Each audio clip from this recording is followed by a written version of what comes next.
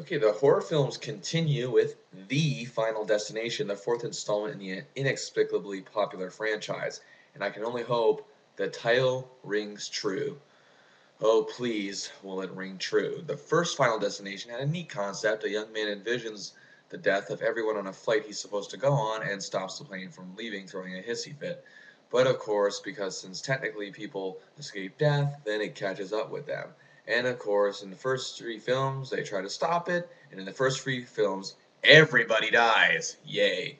Anyway, this is to insinuate that they have ways of stopping this, and that's what this film is trying to tell us. The Final Destination is a miserable, plain piece of monkey crap that I wouldn't wish on my worst enemy to watch. Sure, once again, the scenes of doom are well shot and put together creatively, but we all know what's happening long before it does, even more so than the previous films.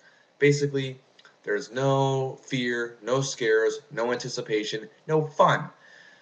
This time, the deaths are envisioned at a speed car race, and off we go. There's no anticipation because we know what's going to happen and when.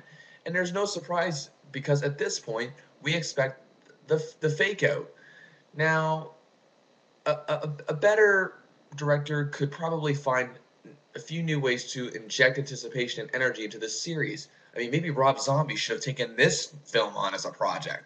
At least he'd do all those things. And this cast is the worst one yet. I mean, you know you're in trouble when you have the guy who played Vince on the sitcom What I Like About You on the CW network alongside Amanda Bynes is one of the stars of this film. I don't have anything against him when he's on that show, but a big box office release, I don't think so. He's not that kind of guy.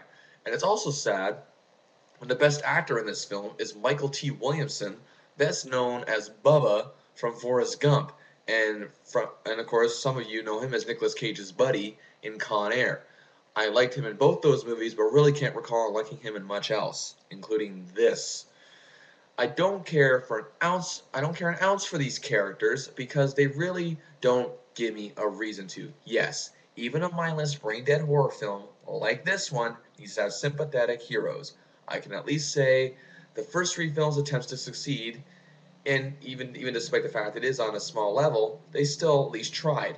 If this film were an ice cream flavor, it'd be unflavored. I mean, my goodness, the time I wasted watching this. Thank goodness I didn't pay money to see it.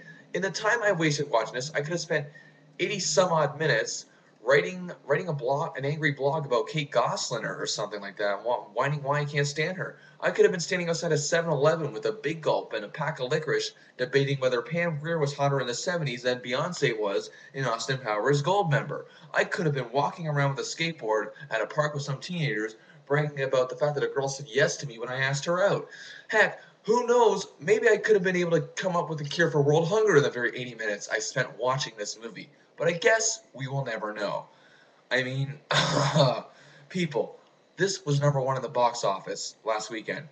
I'm begging you, stop paying money to see this.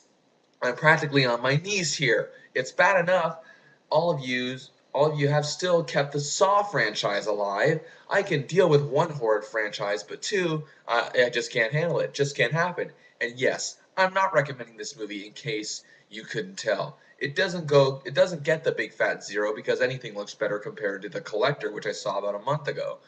So if you're going to choose a horror movie this week, see Halloween 2. At least there were little things I liked about it, and there's little things you can get out of that one. This one has nothing. It gets 1 star out of 5 and likes it.